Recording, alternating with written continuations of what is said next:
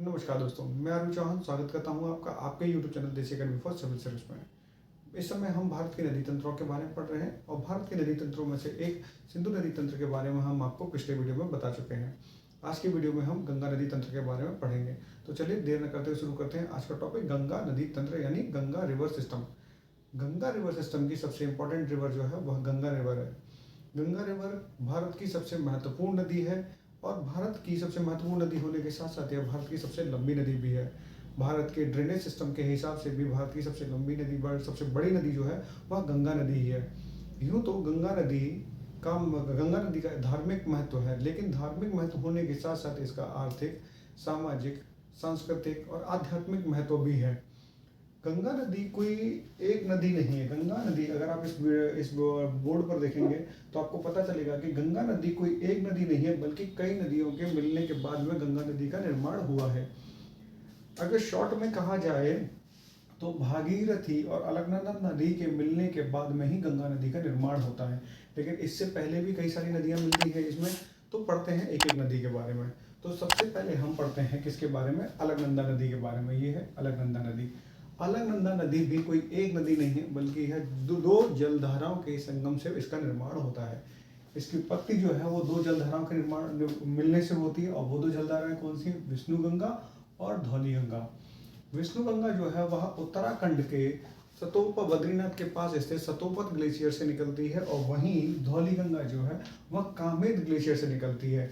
जब इन दोनों विष्णु गंगा और धौली गंगा का मिलन यानी संगम विष्णु प्रयाग नामक स्थान पर होता है, विष्णु गंगा और धौली गंगा का संगम जो है विष्णु प्रयाग नामक स्थान पर होता है, और उससे इन दोनों के मिलने के बाद से ही अलकनंदा नदी की उत्पत्ति होती है। अब इस वीडियो में आप अलकनंदा नदी को ध्यान से पढ़िए, देखते रहिएगा, क्योंकि अलकनंदा नदी में ही सारी नदियां आकर मिलेंगी और यही नदियां अलकनंदा रहेगी जब तक कि गंगा नदी का उत्पत्ति नहीं हो जाती है। अलकनंदा नदी का निर्माण आपने देख लिया कि विष्णु प्रयाग से आगे ही अलकनंदा नदी की उत्पत्ति होती है। वहीं उत्तराखंड में एक और ग्लेशियर है, नंदा देवी ग्लेशियर।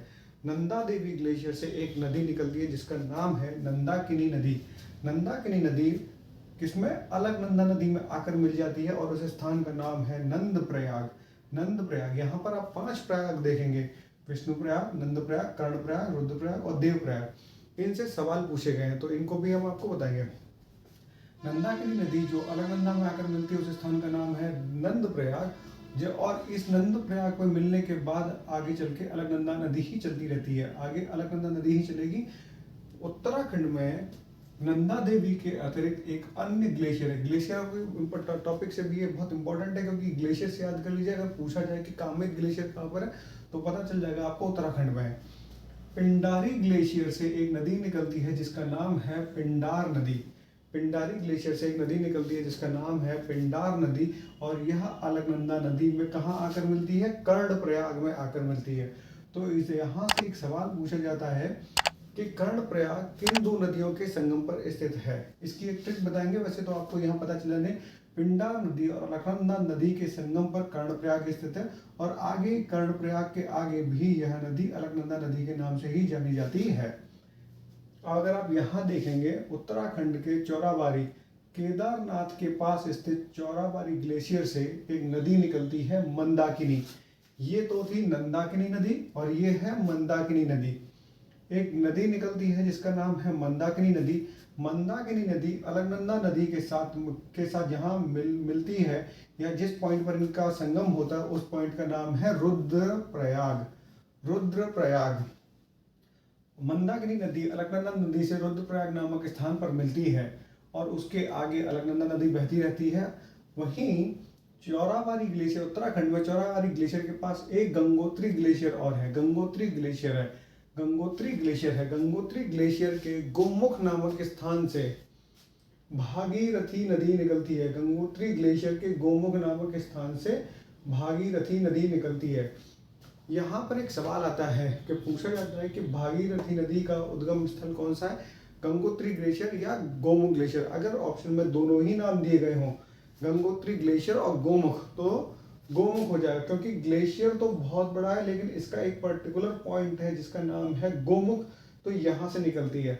अगर गोमुख न दिया हो तो क्या हो जाएगा, तब तो आपको क्या कहते हैं गंगोत्री ग्लेशियर लगा सकते हैं। अदरवाइज गोमुख दोनों ही दिए हों तो गोमुख से निकलती है।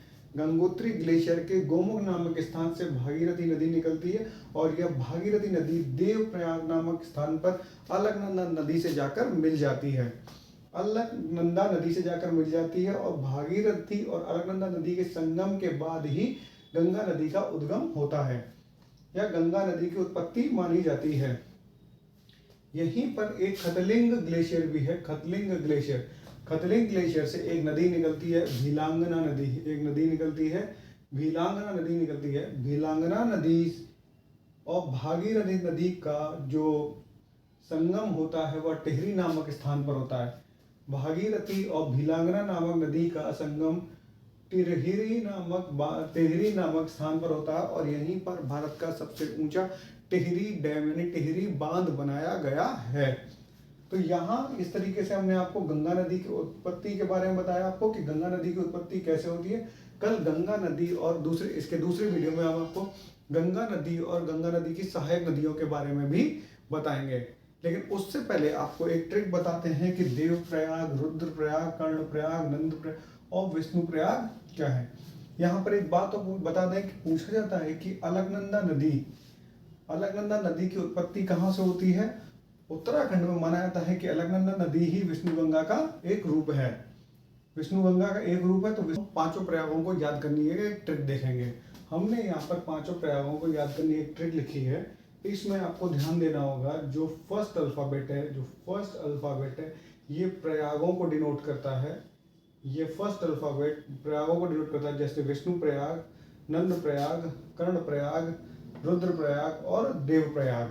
और बाकी दो जो हैं वो नदियों को डिनोट करते हैं। तो सबसे पहले हम देखते हैं VDV जो है वे विष्णु प्रयाग है। V फॉर विष्णु प्रयाग है। विष्णु प्रयाग जो है धौली गंगा और विष्णु गंगा के संगम से बनता है। D फॉर धौली गंगा और V फॉर विष्णु प्रयाग। दूसरा है नान, NAN नान। N फॉर नंद प्रयाग है। दूसरा अलकनंदा और नंदाकिनी है। अलकनंदा और नंदाकिनी नदी है। इन दोनों के मिलने से नंद प्रयाग, यहाँ जहाँ पर ये दोनों नदियाँ मिलती हैं वो नंद प्रयाग नामक स्थान पर मिलती हैं। अगला है काप, CKAP काप, यानी काप के फॉर कर्ण प्रयाग हो जाएगा। फिर अलकनंदा नदी सभी में कॉमन रहेगी, अलकनंदा और पिंडार नदी। जहाँ अलकनंदा और पिंडार नदी दोनों नदियों का संगम में होता है वह कहाँ होता है, कर्ण प्रयाग में। अगला है राम, R फॉर रुद्र प्रयाग हो जाएगा। अलकनंदा और मंदाकिनी नदी का जिस स्थान पर संगम होता है वहाँ रुद्र प्रयाग कहलाता है। ये ऑर्डर में दिया गया है। और वहीं अगला है दाभ, DAVH क्या स्मॉल लेटर्स में लिखा गया है। D फॉर देव प्रयाग हो जाएगा। वही देव प्रयाग कहाँ पर है, अलकनंदा और भागीरथी नदी का जिस जगह संगम होता है वहाँ देव प्रयाग कहलाता है। और इन दोनों नदियों के संगम के पश्चात ही किसका, गंगा नदी का उद्गम या गंगा नदी की उत्पत्ति मानी जाती है। गंगा रिवर की उत्पत्ति मानी जाती है। तो ये इस तरीके से पांचों प्रयाग, अगर आप इन ट्रिक्स को याद कर लेंगे तो आपको पांचों प्रयाग याद हो जाएंगे। विशेष तौर पर उत्तराखंड के लिए बहुत इंपॉर्टेंट है। UPPCS में भी ये कई बार पूछा गया है। अगर आपको हमारा ये वीडियो पसंद आ रहा है तो इस वीडियो को लाइक करें, शेयर करें, सब्सक्राइब करें और आप मिलते हैं आपसे अगले वीडियो में। तब तक के लिए नमस्कार।